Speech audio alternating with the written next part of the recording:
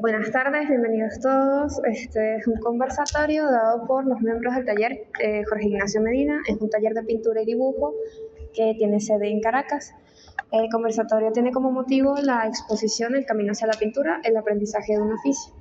El pasado 14 de septiembre tuvimos la inauguración aquí mismo en esta sala.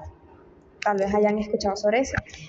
Mi nombre es Margie Sofía Barreto, me acompaña Aaron Canino, Sara Revete y nuestro mentor Jorge Medina para este conversatorio. ¿Okay? Lo primero es que primero quiero darle las gracias por venir todos, por estar aquí. Esta exposición surge con el concepto de la enseñanza de la pintura, la forma en la que nosotros hemos venido trabajando el camino del pintor, el oficio del pintor como tal, la pintura de caballete y todas las enseñanzas que conlleva. La educación de las artes plásticas en los últimos años se ha habido muy desprestigiada por nuevas tendencias que priorizan la parte sensorial, lo que el artista está sintiendo en el momento de la realización de la obra y no tanto en la técnica.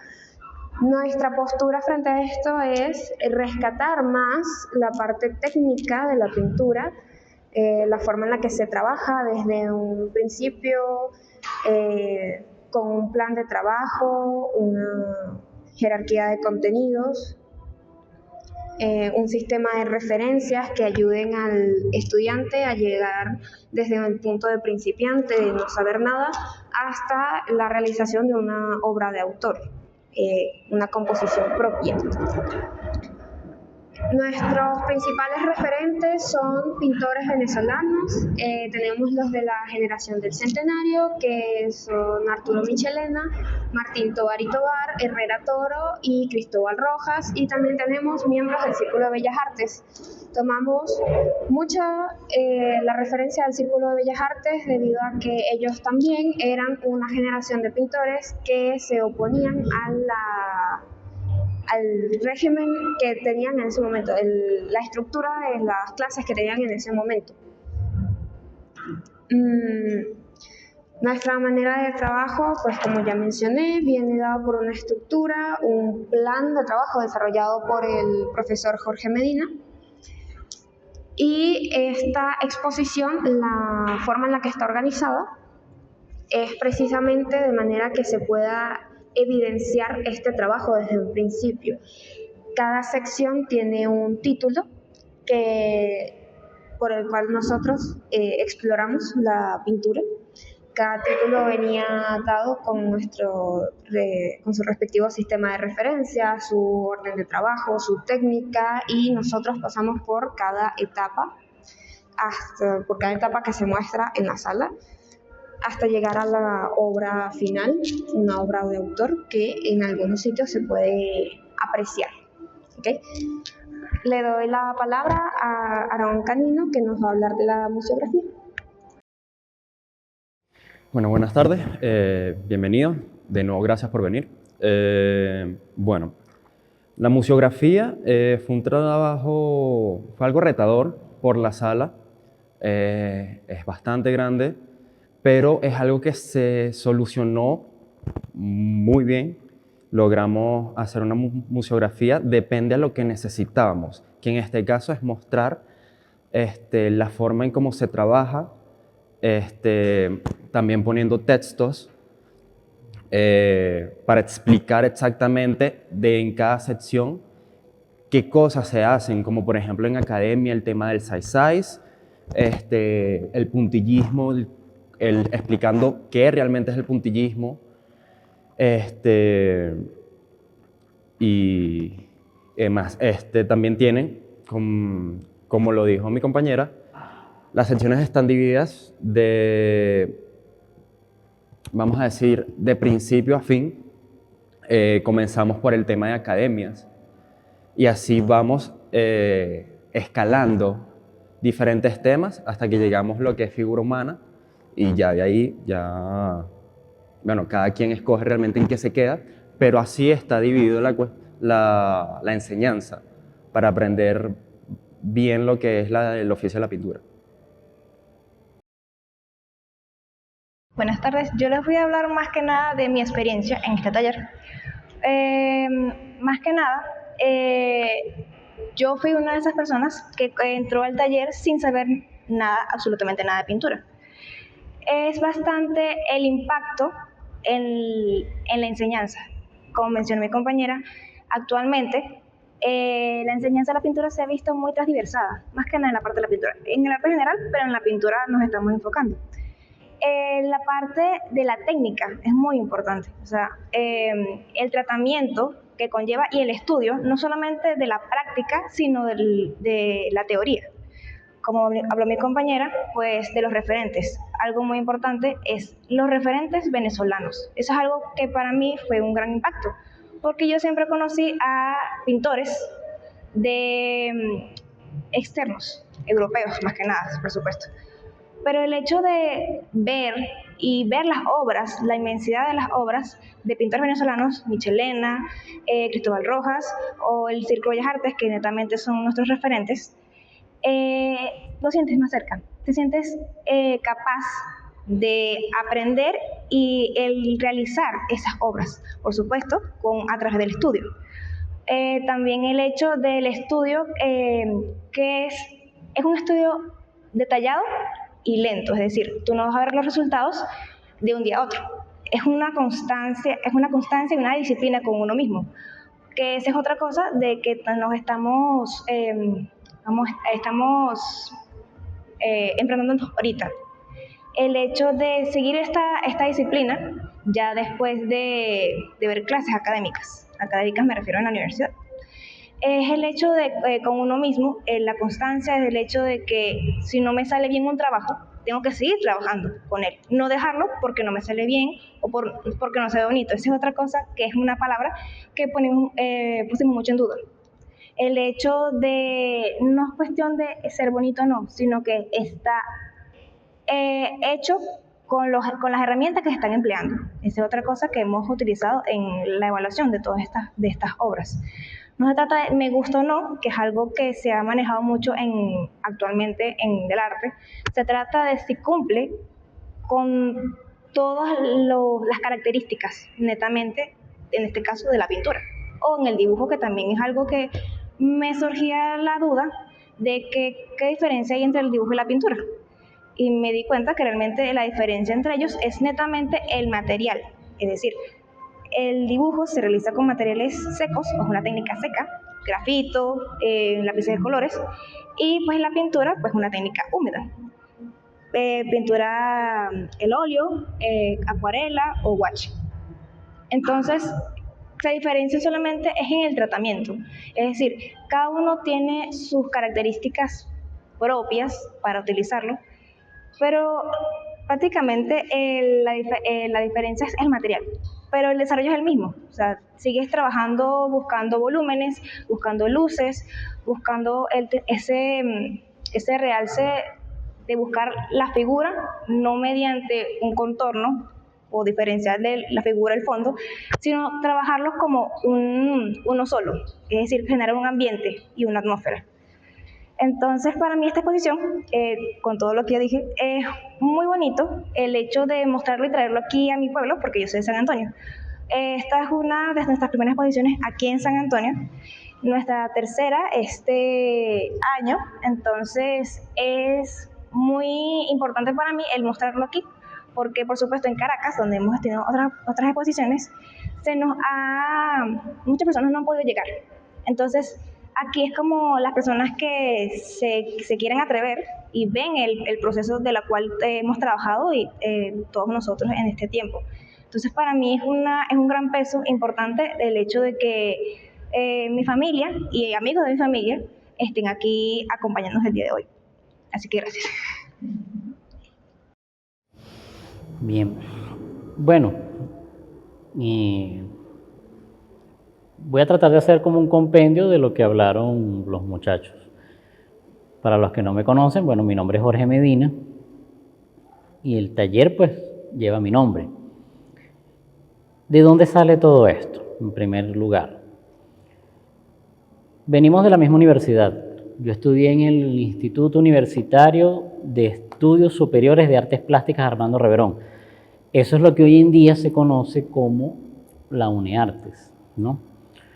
Y sí es muy evidente que eso no pasa solamente allí, eso ha pasado en muchos sitios. La situación académica ha cambiado muchísimo, ¿okay? Por muchísimas razones, incluso en otras áreas que no son las artes.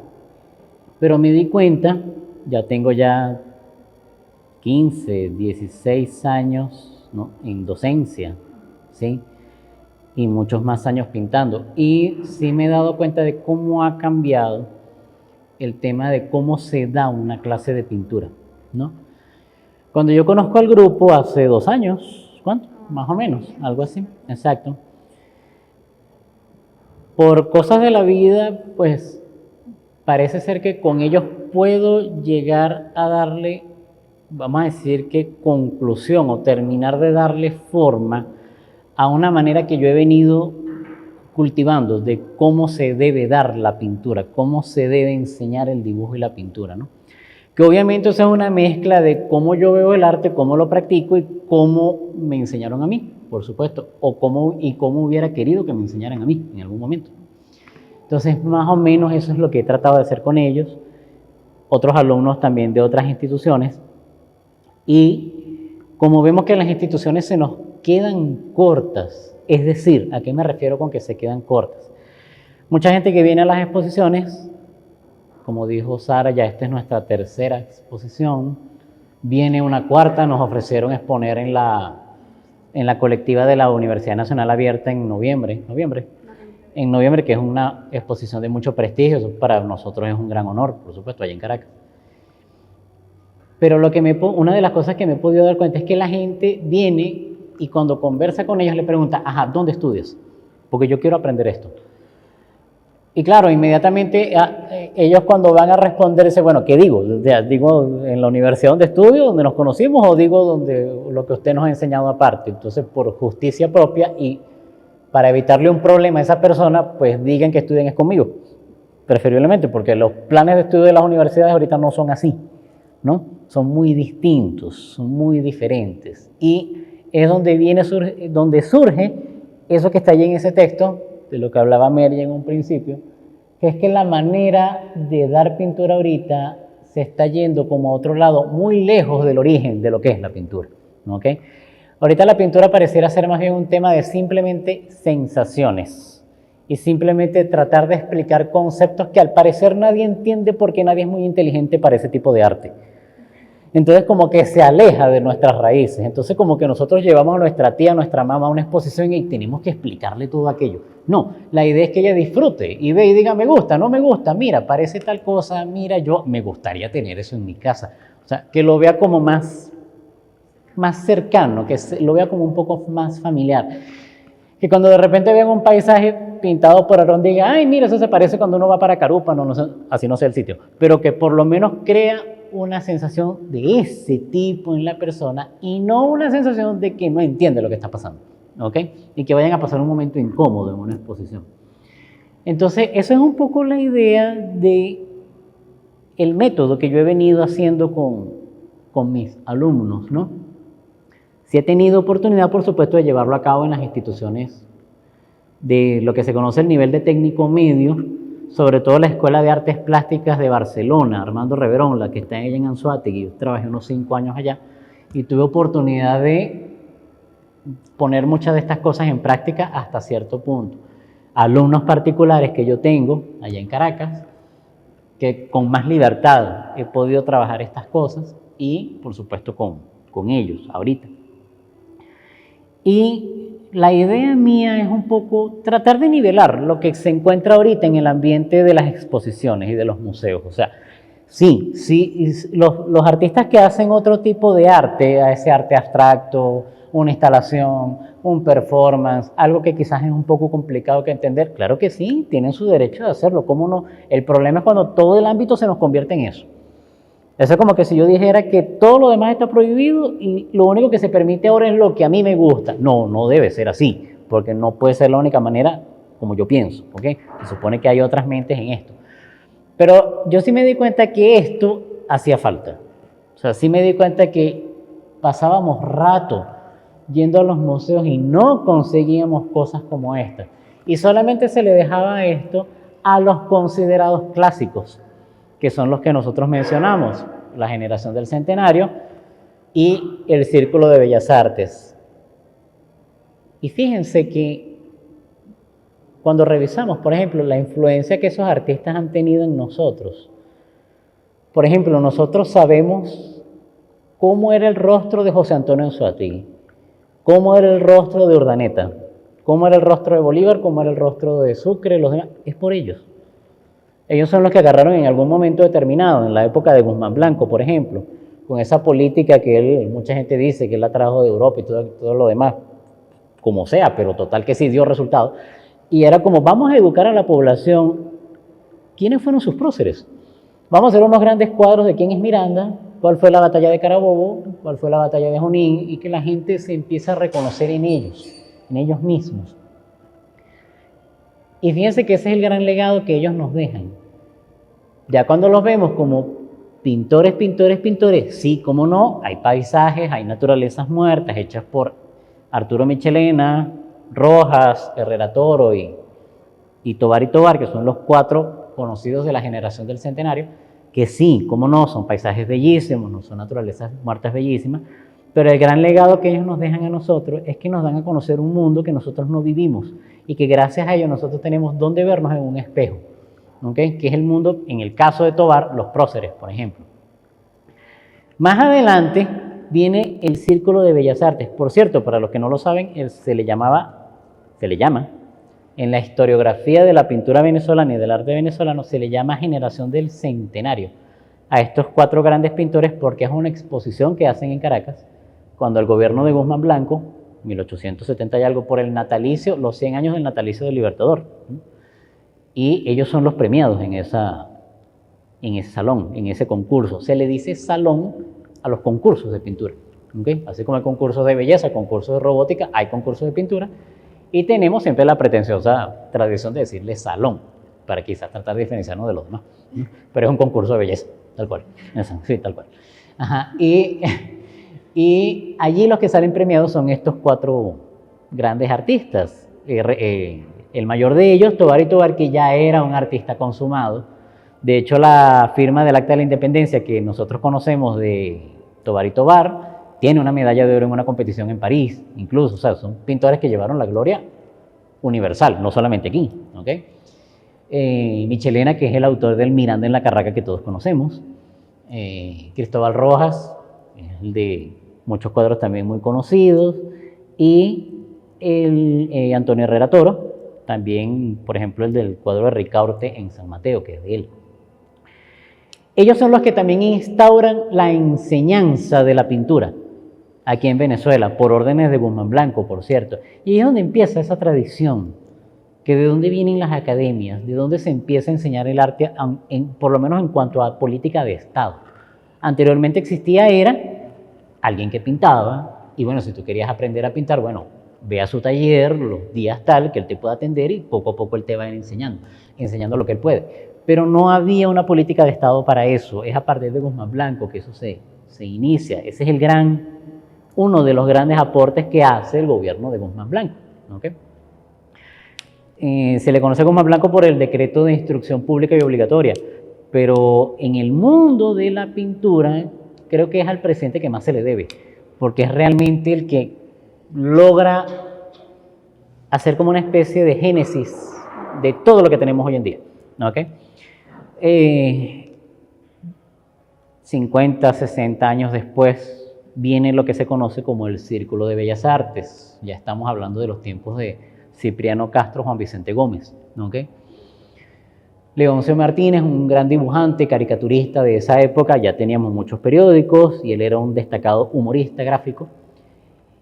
Él decide que agrupó a una serie de estudiantes de la Academia de Bellas Artes y ellos deciden que ellos quieren es pintar el paisaje venezolano. Y es donde ellos salen de los talleres de pintura, hacen unos cambios en la formación que se venía implementando allí y son ellos los que, gracias a grandes cuadros que ellos hicieron, para resumirlo de alguna manera, es culpa de ellos que nosotros vayamos ahorita a casa de un familiar y hay un cuadro de un paisaje en una sala. O sea, es por ellos. Ellos son los que instauran el gusto por el paisaje venezolano. Se hace más popular la pintura de paisaje que la fotografía, que era muy costosa en ese momento. ¿Okay? Ahora en día es al revés, pero en ese momento era muy costoso. Y ellos empiezan a irse, el caso de Manuel Cabré, por ejemplo. Bueno, vámonos todos los días a la misma hora a los terrenos de lo que hoy sería la Universidad Central de Venezuela y vamos a pintar el Ávila pues a la misma hora para tratar de agarrar la misma luz y los mismos colores. Y ellos son los que poco a poco empiezan a hacer esa tradición de que Venezuela sea uno de los países del mundo, ni siquiera de Latinoamérica, sino del mundo, donde hay mayor tradición de paisaje. Porque es por eso que digo, uno va a la casa de una tía, la casa de una abuela y ahí está un cuadro de paisaje. Feo o bonito, eso no importa, hay un cuadro de un paisaje. Ajá. Incluso ellos después son los que hacen una reforma de la Escuela de Artes Plásticas allá en Caracas, la que hoy en día se conoce como Cristóbal Rojas. Y pasan a gobernar las instituciones, es decir, Luis Alfredo López Méndez, Antonio Edmundo Monsanto, ellos son los que pasan a ser los directores de los museos en Caracas, de los principales museos. López Méndez llega a ser agregado cultural en Grecia, en Estados Unidos, en varios sitios. Por eso uno revisa la biografía de él, hay cuadros de muchos que él pintó en muchos viajes que él hizo. Y total que el paisaje venezolano prácticamente mandó en la escena pictórica venezolana hasta la muerte de Reverón, más o menos hasta Pérez Jiménez, más o menos hasta esa época. Ya después viene, incluso apoyado por políticas de Estado, viene el arte abstracto, el arte que se considera mucho más moderno, etcétera, etcétera, etcétera. Y ahí viene otra parte de la historia de la pintura venezolana. ¿Por qué les he hecho este cuento? Porque cuando yo reviso todo eso, yo me doy cuenta de que es que hay mucho que rescatar y nosotros nos debemos mucho a ese pasado que incluso muchas universidades e instituciones educativas han olvidado de sus pensum, han olvidado de sus programas. Y es algo de lo que yo me he preocupado, hasta donde me ha sido posible, con los alumnos, que ellos entiendan quiénes son. O sea, ¿quién era Reverón? O sea, ¿por qué Reverón es importante? ¿Por qué hay que conocer a un López Méndez? ¿Por qué hay que ver los paisajes de La Guaira pintados por López Méndez? ¿Qué pasó con Marcos Castillo y por qué es considerado uno de los mejores pintores caraqueños? Que quizás el más caraqueño de todos. O sea, y que ellos entiendan que en su momento esos pintores tenían unos problemas muy parecidos a los que ellos tienen ahora. Profe, no tengo plata para el pasaje, pues ellos tampoco tenían.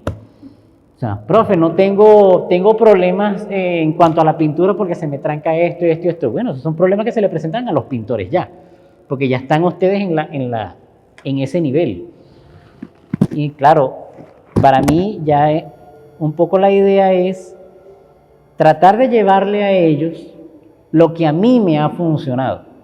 Porque yo he tenido grandes profesores, he tenido buenos profesores, pero eso sí, he tratado de tantos profesores que he tenido, bueno, de todos agarrar pues obviamente lo mejor que puedo, ¿no? El rasgo que quizás me haya ayudado más en cada uno de ellos. He tratado de aglutinar todo eso y he tratado de armar toda una metodología de estudio que me ha dado muy buenos resultados, pero debo decir, no es y sí es, porque estén ellos aquí, porque estamos exponiendo aquí, que este es el grupo donde mayor frutos he tenido. O sea, he tenido muchos alumnos durante muchos años, muchos alumnos terminan pintando mucho mejor que yo, que esa es la idea, ¿ok? Pero en este grupo he tenido quizás mayor cantidad de logros en menos tiempo con ellos. O sea, quiere decir que el plan de estudios que yo he venido elaborando durante tanto tiempo, que siempre he dividido en los 3 cortes, que ustedes ya conocen, y que se explica aquí, ¿ok? Es donde ha dado mayores resultados. Sara acaba de ser seleccionada en el principal salón de este concurso a nivel nacional, que es el de Arturo Michelena. Ella va, ese es cuando, dentro de un mes en la inauguración, estos días, que es allá en Valencia, y fíjense que es el salón Arturo Michelena porque lleva el nombre de uno de nuestros mejores pintores de la historia, Arturo Michelena. Aarón, yo fácilmente, él se ríe cada vez que yo se lo digo, fácilmente puedo decir que es uno de los mejores pintores de Ávila que hay ahorita. Fácil. Mergy tiene una enorme facilidad y hay algo que le cuesta mucho a otros alumnos, a otros pintores, incluso pintores, y ella lo saca muy fácil, que es que ella no es de aquí, ella no es de Caracas, ella es de San Sebastián de los Reyes, allá en el sur de Aragua, y ella cada vez que va para su pueblo, carnavales, vacaciones, Navidad, etcétera, lo primero que hace al llegar es sacar el caballete, se para en plena Plaza Bolívar y empieza a pintar. Todo el pueblo la mira y todo el mundo impresionado por eso, y eso viene a raíz de una clase que yo les di a ellos en la Plaza Bolívar allá en Caracas, en pleno centro caótico de Caracas, y vamos a pintar como hacían los pintores toda la vida, porque esa es una actividad que nunca se debe perder. Y ellos fueron la sensación ese día porque todo el mundo se paraba, se tomaba fotos conmigo y le preguntaba que por qué tú pones el cielo de ese color. O sea, y cada vez que ella viajaba para allá, y cuando regresa a Caracas, pues se trae un poco de cuadro ya listo. Tenemos este año 3 exposiciones, esta es la tercera, que en lo que a mí respecta, ya yo tengo 71 exposiciones colectivas, wow. 11 individuales, y con ellos logré hacer una donde yo nunca en la vida había expuesto, que era en el Museo de Arte Contemporáneo de Caracas. Eso fue el año pasado. Que fue la de naturaleza muerta, o sea, fue una exposición dedicada solamente a la naturaleza muerta, pero lo interesante de la exposición es que la museografía, que la hicieron ellos, por cierto, se explica cómo es que tú empiezas a dibujar una esfera, cómo agarras el lápiz 6B, 5B y le empiezas a dar volumen, cómo eso se te va transformando en una manzana, cómo la manzana después la llevas al óleo, cómo terminas haciendo un cuadro. O sea, el que daba la vuelta por la sala veía el paso a paso de cómo es que tú terminas haciendo una pintura. ¿Cuál era el examen o el producto final? Ellos hicieron 2 pinturas al final. Una que tenía que ser una copia de nuestros referentes. En el caso de Sara, tú hiciste forma de quién, de Michelena. De Cristóbal Rojas. De Cristóbal Rojas, ¿tú hiciste de quién? ¿Y tú hiciste de quién? Michelena también. Exacto. Cristóbal Rojas y Bárbara hizo Cristóbal Rojas. Hubo gente que hizo Federico Brandt, Cabré, hicieron varios de esta generación. Marco Castillo, exactamente. Y después que ellos hacían eso, bueno, ahora viene la hora de la verdad. Ahora usted váyase para su casa y ponga una fruta, una botella, la lámpara aquí, tal y qué sé yo, y son 2 semanas pintando ese cuadro hasta que yo quede muy bien. ¿Cómo sabemos que debe quedar bien? Porque esa es otra. No es un tema del gusto, me gustó, no me gustó, eso es algo muy subjetivo. Hay gente que le gustará como yo tengo el suéter así, hay gente que no le gustará como tengo el suéter así, eso depende de cada quien. Pero en la pintura, en el arte, sí hay unos parámetros para decir que está bien hecho o está mal hecho, me gusta o no me gusta, no importa. Me pasó incluso que a varios de ellos le dije, a mí no me gusta ese cuadro, pero te tengo que poner 20 porque está muy bien hecho. Y no me queda de otra. Está muy bien hecho. ¿Qué significa que esté muy bien hecho? Debe verse pincelado, debe respetarse la regla de los tercios en la composición, debe existir el punto de oro, debe existir paleta reducida. O sea, hay una serie de parámetros como tal en la pintura que es lo que ellos deben evidenciar para decir, yo domino técnicamente la pintura. Ahora, mi investigación partirá de allí. ¿Qué es lo que ha pasado con las universidades? Que se viene al revés. Que en las universidades se viene al revés cuando se dice, yo quiero hacer esto, pero no tengo la técnica de cómo hacerlo. Y se han visto casos terribles donde el muchacho pasa 4 o 5 años en un sistema universitario y cuando tú sales con un título de pintura, te enfrentas a tu familia. ¿Tú eres pintor? Bueno, yo creo que le vas a un retrato a mi hermana. No, eso no se ese retrato. Yo sé hacerte una obra muy estética con aquella teoría del arte, todo aquello que nadie va a entender, porque aquello es muy complicado para ti. Eso no es lo que se busca aquí. ¿Ok? Entonces, esa es la idea. En la exposición del contemporáneo fue así. Otra cosa que hemos logrado es que las exposiciones se han vuelto actividades populares. Es decir, cuando hacemos la inauguración del contemporáneo, pues no cabía la gente en el museo. Entonces era un problema porque los podios donde estaban las libretas de estudio de ellos se iban a caer porque la gente, las profesoras, no había espacio en la sala. O sea, cosa difícil hoy en día, porque yo sé lo que es eso. Yo sé lo que es ser pintor y decir, mira, tengo una exposición individual y vas tú solo a tu exposición y llegaste tarde. O sea, Con ellos ya eso no es así. Cuando vinimos acá, esto fue hace 3 semanas, más o menos. Esto se llenó. Esto era una locura. Esto se llenó de gente, están las fotos, está el video, y esa es la idea. La gente de aquí viene, entra a la sala y tiene criterio para ver algo que por aquí dice, oye, me gusta, no me gusta, mira como pusieron el lápiz aquí, ¿cómo harían para poner y mezclar los colores de esa manera? Y conversan con ellos y le preguntan. Ahorita hace rato mientras estábamos almorzando allá, Sara se consiguió una amiga que no veía desde el bachillerato y la pasó por la sala y le preguntó y se fue como una impresión de que, oye, ¿qué está haciendo interesante? O sea, es algo cultural que se trae a la zona, es importante. La segunda exposición que tuvimos fue nada más y nada menos que en la Fundación George Burton, allá en Caracas, donde está la colección más grande de la iconografía del Libertador, que es la Fundación Burton. Y cuando nosotros presentamos el proyecto, que nosotros jurábamos que nos iban a rechazar aquello, que fue un museo, vamos a decir, bastante cerrado, pues, o sea, que te visita para ir, muy populares, etc. Inmediatamente nos dijeron que sí cuando vimos la propuesta, porque es de ese estilo, es esa estética, ¿no? Ellos tienen en la Fundación Burton una colección de pintura de Arturo Michelena, de Regatón, de muchos pintores viajeros que eran figurativos y es ese estilo. Y cuando vieron eso, oye, aquí hay algo interesante. Y nos permitieron mostrar eso en ese recinto que aquello también en la inauguración fue un lleno total. Muy importante. La tercera es acá, ¿cierto? Ajá, la tercera fue en Barcelona, ya no sabía. ¿Por qué? Porque nos llamaron del Ateneo Miguel Otero Silva, de allá de Barcelona, y para mí fue como muy, y se los explicaba a ellos muchas veces, porque el Ateneo Miguel Otero Silva es donde está la colección más grande del Círculo de Bellas Artes. Entonces para mí fue como muy importante porque en la sala de arriba estaban ellos, es decir, Federico Brand, López Méndez, Marcos Castillo, y aún pues en la sala de abajo estábamos nosotros. Entonces para mí era, mira, de aquí venimos nosotros ahora 100 y pico de años después, 100 años después, 100 años después, algo así. Entonces era una especie de como que hacerle justicia a esos pintores, ¿no? Porque tú entras al Panteón Nacional y hay un ala de los pintores.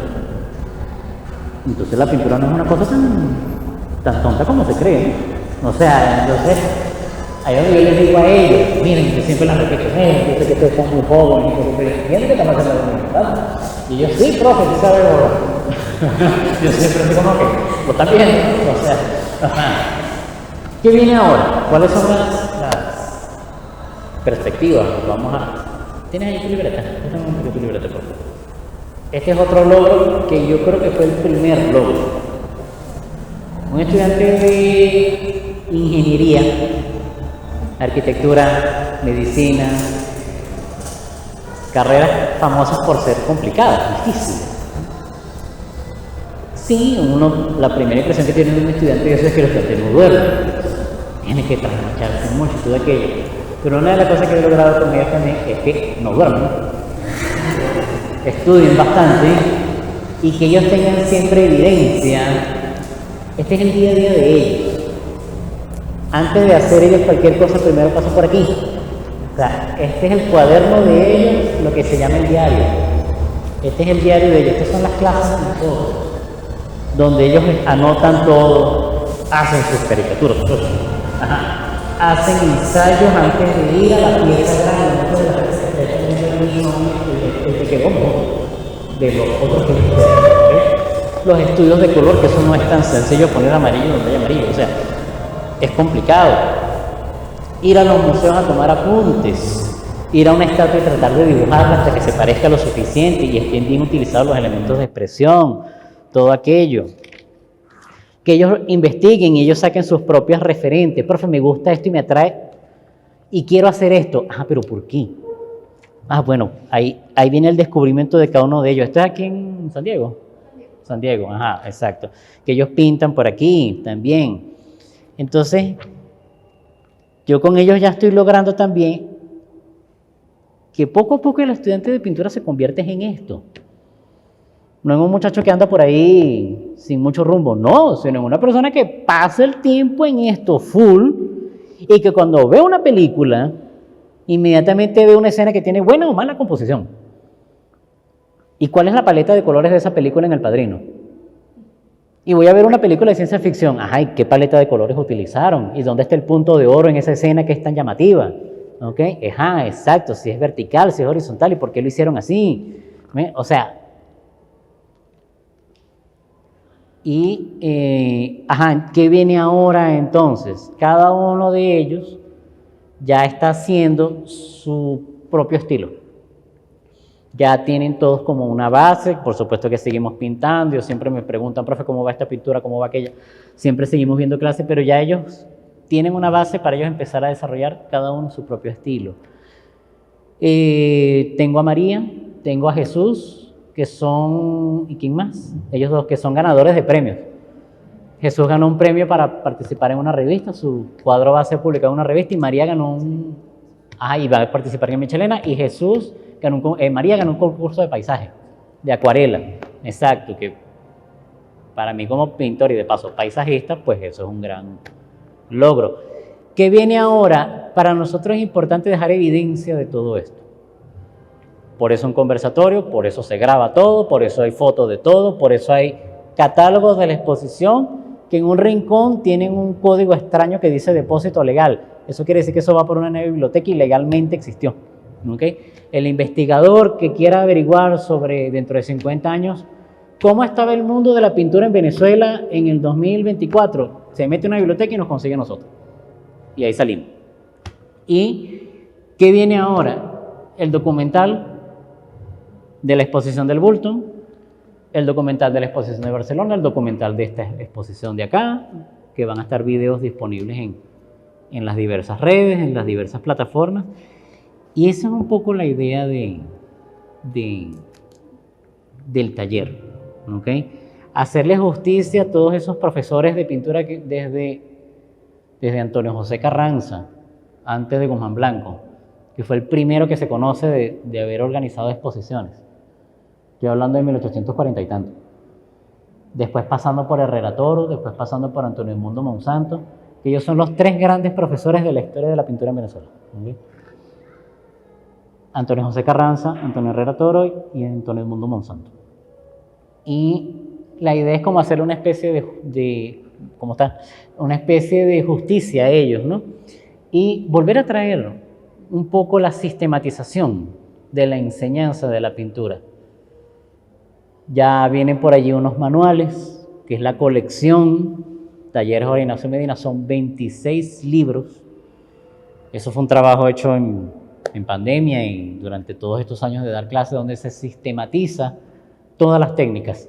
Retrato al óleo, retrato al acrílico, retrato a la acuarela, retrato al guache. Paisaje al óleo, paisaje al acrílico, y así se sistematiza y salen 26 libros de una colección de manuales diseñados para que la gente quiera uno o todos, cualquiera les sirve, ¿ok? Y donde hay evidencia de todo lo que hemos estado haciendo aquí y de cómo es la sistematización de la enseñanza de las artes plásticas, en específico de la pintura, que tiene que tener un programa que dice, usted empieza así, usted va logrando esto, en 3 meses, 4 meses usted logra esto, y si le va muy bien y sigue esforzándose mucho, usted termina así, para que el alumno sepa exactamente a dónde va. Bueno, para nosotros, pues, voy a hablar en lo personal, para mí, por supuesto, es muy placentero, y ya yo como pintor ya yo tengo lo que quería tener. Ya yo tengo muchas exposiciones individuales, colectivas, tengo premios, y ya mi tarea es dejarle todo eso a mis estudiantes. O sea, enseñarles a pintar, que pinten mejor que yo, que ganen más premios que yo, que hagan más exposiciones que yo, que reanimen todavía más la vida cultural en cuanto a la pintura, en las comunidades donde ellos vivan. En el caso de Sara, pues qué bueno que estamos aquí en San Antonio en este momento. Y bueno, por el esfuerzo que estamos haciendo, yo le agradezco a los muchachos, por supuesto, el hecho de ellos haberse entusiasmado con el plan de trabajo y haberlo llevado adelante de la mejor manera posible.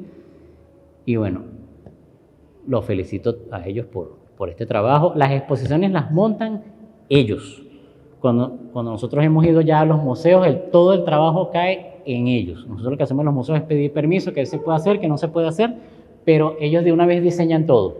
Profe, este es el camino, esta es la disposición museográfica de la sala, la prueba, no la prueba, quién va primero, quién va después, qué dibujo primero ponemos primero y qué pinturas ponemos después. Ya ellos dominan todo eso. Entonces, bueno, ese es más o menos lo que estamos haciendo. Bueno, muchas gracias si alguien tiene alguna pregunta, muchas gracias por estar aquí, pero si alguien tiene alguna pregunta puede preguntar lo que desee, por supuesto.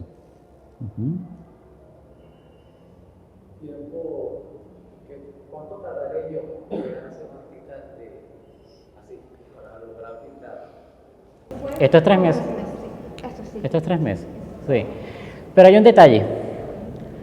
En 3 meses hay una capacitación técnica donde se le hace pintor o dibujante. Pero hay una palabra que usted mencionó que hay que aclarar allí, o es muy importante, que es artista. Esa es otra. Yo puedo aprender a hacer un pan de jamón en 7 clases, 6 clases, 5 clases, quizás menos. O sea, si un buen profesor me enseña la técnica de cómo hacer el pan de jamón, yo lo hago. Ahora que yo me vuelva un artista del pan de jamón, ahí sí entra la palabra años. ¿Por qué? Porque las mejores hallacas son las de mi mamá, pero no tanto porque sea mi mamá, sino porque tiene como 70 años haciendo hallacas. Y ha mejorado la técnica hasta que la hace con los ojos cerrados y le queda cada año mejor. Pero es porque la técnica la lleva a un momento donde es mucho más allá de técnica y pasa a ser una propuesta. ¿Ok? Eso es lo que pasa con el tema el dibujo y la pintura, ¿no? O sea, hay una capacitación técnica que ellos ya la tienen, ¿ok? Que se logra en 3 meses, ¿ok? Y algunos más rápido, otros un poco más lento. Ahora, ser artista, incluso cada sociedad ve eso diferente. Cada sociedad ve o define artista distinto, y eso es peor que definir amor o libertad, ¿okay? Según yo, ¿qué es eso de ser artista? Ya tú pasaste de un dominio técnico a proponer cosas y proyectos que ya te lleven como a un proceso de reflexión. Voy a poner un ejemplo. Voy a irme a Tovar y Tovar. Tovar y Tovar era quizás el mejor en hacer retratos en cuanto a técnica. ¿Okay? Aprendió con los mejores retratistas españoles y los italianos, donde lo mandó Guma Blanco y después regresó a Venezuela. Pero después él hace una obra donde nos lleva a nosotros a verlo mucho más allá de un problema técnico. ¿Por qué? Porque él nos da a nosotros en el Salón Elíptico del Palacio Federal Legislativo una galería entera de próceres, donde nosotros decimos ahora, ya va, pero es que él fue mucho más allá de un problema técnico. Él ahora nos dice, miren, ustedes compatriotas venezolanos, vean para acá, estos son los que hicieron el país en el que nosotros vivimos. O sea, él hizo ese trabajo. Ahora, voy a irme a otro caso, uno de los paisajistas del Círculo de Bellas Artes. Sí, Marcos Castillo, Antonio Mundo Monsanto, Manuel Cabré, técnicamente te hacían un Ávila bastante rápido, o sea, muy bien hecho, técnicamente muy bien hecho. Composición, dibujo, técnica, punto de oro, manejo de pincelada, manejo de la paleta de colores, formato. Listo, ¿ok? Pero cuando tú haces una exposición solamente de Manuel Cabré, tú no sales a la calle con la misma visión que tenías antes de que tú entraras y no ves la montaña igual. Ya hay algo en ti que cambió. Y cuando vuelves a ver el Ávila dices, ya lo veo con otros ojos. Y eso te lo da el pintor. Cambia la perspectiva, exactamente. Entonces, ahí está un poco la diferencia entre el técnico y el artista. Exactamente.